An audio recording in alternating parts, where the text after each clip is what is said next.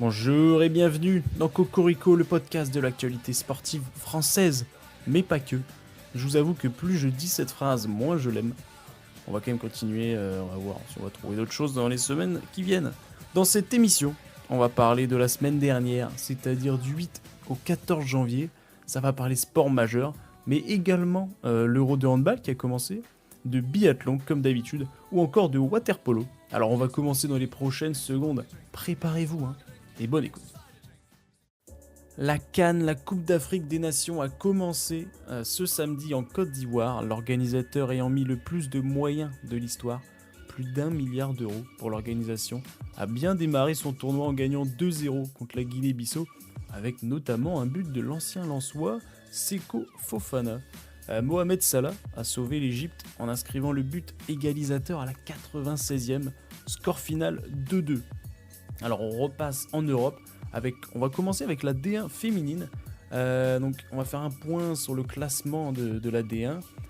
Depuis plusieurs années, c'est Lyon et Paris qui bataillent pour le titre. Cette année, en tout cas pour l'instant, il y a un peu moins de débat, puisque Lyon est premier avec 36 points et Paris deuxième avec 25 points, même si c'est vrai qu'ils ont 2 matchs de retard, donc on ne sait jamais. On continue donc avec le top 5. Troisième, c'est Paris FC avec 25. Quatrième, Montpellier avec 19 points. Et 5e Reims avec 18 points. Dernier et 12e, c'est Bordeaux avec 5 points. Et Lille est 11e avec 6 points. On continue avec l'Europe, donc on continue en France. La Ligue 1 a repris cette semaine beaucoup de mauvais résultats dans le haut du tableau. Donc ceux qui en profitent sont le PSG, Brest et Lille. Le PSG gagne 2-0 à Lens, but de Barcola et Mbappé. L'OM se fait surprendre à la 91e contre Strasbourg, score final 1-1. En Angleterre, il y a eu 3 matchs pour l'instant qui ont eu lieu dans la 21e journée de Premier League. Et quel match! Franchement, je pense que c'est le match de l'année.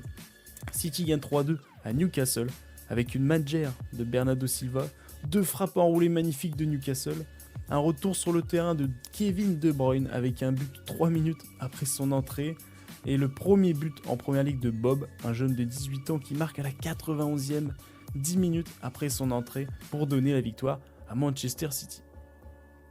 Ça va. Kevin De Bruyne, Kevin De Bruyne, Kevin De Bruyne, Kevin De Bruyne. L'histoire elle est belle, elle est magnifique. Kevin De Bruyne, c'est la providence qui guide ses pas sur cette 3e ballon dans ce match. Kevin De Bruyne est là pour égaliser. Oh que l'histoire est belle effectivement. Kevin De Bruyne, le maître à jouer de cette équipe de City qui revient dans le jeu pour nous faire ça. Donc comme je vous l'ai dit, je pense que c'est l'un des plus beaux matchs de la saison. Allez voir au moins le résumé qui est sur YouTube. En Bundesliga, le Bayer Leverkusen a une nouvelle fois gagné décidément. Premier avec 4 points d'avance sur le Bayern Munich qui ont également gagné 3-0 contre Hoffenheim. En Italie, 3-1 pour l'AC Milan contre Roma avec un but de notre idole Olivier Giroud et une passe D en plus qui fait pour Théo Hernandez. En Espagne, on termine. Il y a eu la Super Coupe d'Espagne cette semaine. Donc les demi-finales ont eu lieu avec le Barça qui bat Osasuna 2-0 donc assez facilement et le Real Madrid qui a battu l'Atlético dans un gros match 5-3. La finale fut donc le Classico ce dimanche entre le Real et le Barça. Le match s'est déroulé à Al Nasser, le club de Ronaldo. Victoire monstrueuse et très facile du Real Madrid et 4-1 avec un triplé de Vinicius et une célébration à la Cristiano. Qui arrive à retrouver plein axe avec ce duel 100 contre 1, le crochet ensuite et derrière il vient permettre au Real de passer devant l'action de grande classe. Ouais, Vinicius qui vient honorer Cristiano Ronaldo dans son stade. Les qualifications pour l'Australian Open ont commencé et sont même terminées et le premier tour également est en ce moment. Alors quels sont vos pronostics pour le vainqueur de ce grand chelem? Beaucoup de Français ont passé le premier tour, Gaël Monfils, Hugo Gaston, Adrian Manarino, Lucas Van Hache, Quentin Alice, Hugo Humbert et Hugo Grenier. Donc il reste encore à attendre les matchs de Barrère, Gasquet et Fils pour voir combien de Français vont passer le premier tour. Mauvaise nouvelle, Richard Gasquet va malheureusement sortir du top 100 pour la première fois depuis avril 2005, soit 18 ans. Parce qu'il avait gagné le tournoi de Auckland et il n'a pas su défendre ses points en perdant au premier tour contre Fils. Voilà, il quitte le top 100, c'est triste à entendre. On continue avec le meilleur des sports en NBA. OKC, Oklahoma Thunder, a réalisé la plus large victoire de l'histoire de la franchise, 62 points d'écart contre Portland, qui eux signent leur deuxième pire défaite de leur histoire. Les Clippers ne vont plus jouer dans la même salle que les Lakers, donc à Los Angeles. En effet, ils sont en train de construire un nouveau stade et accueilleront en 2026 les All-Star Games. Victor Wembanyama a réalisé le premier triple-double en NBA. C'est le deuxième joueur à réaliser un triple-double en moins de 22 minutes. En Euroleague, il y a eu 2 matchs cette semaine pour nos équipes françaises. Monaco a gagné le premier match 93-83 contre Baskonia et a perdu leur deuxième match jeudi 88-63 au Panathinaikos. Quant à l'Asvel, donc Lyon, même bilan, une victoire et une défaite, victoire 100-91 contre Belgrade et défaite 63-88 contre Berlin. Donc Monaco est 8ème et Lyon toujours avant-dernier 17ème. En Eurocoupe, Paris Basket continue sa domination et gagne 93-72 contre Prométhée. Bourg-en-Bresse perd son 3e match en Eurocoupe, 74-78 à Buduknost. Donc il reste quand même tout de même 2ème. En Betclic Elite, donc on revient au championnat français, gros match entre Paris Basket et Monaco. Monaco fait respecter l'ordre en gagnant contre Paris, 85-92. L'Asvel gagne 100-95 contre Cholet et Bourg-en-Bresse aussi gagne 106-74 contre le Portel. Cocorico cette semaine avec le biathlon féminin une nouvelle fois, franchement elles enchaînent. Cette semaine c'était à Ruhpolding, elles ont terminé premier du relais féminin. Donc l'équipe était composée de Lou Jamono, Jeanne Richard, Sophie Chauveau et Julia Simon. 3 jours et 3 podiums pour Cyprien Sarrazin à Wengem en Suisse. Jeudi, il termine 2ème de la descente homme. Le lendemain, 1er du Super G. Et le samedi, 2ème de la descente. Bien joué à notre équipe française en biathlon et en ski en général.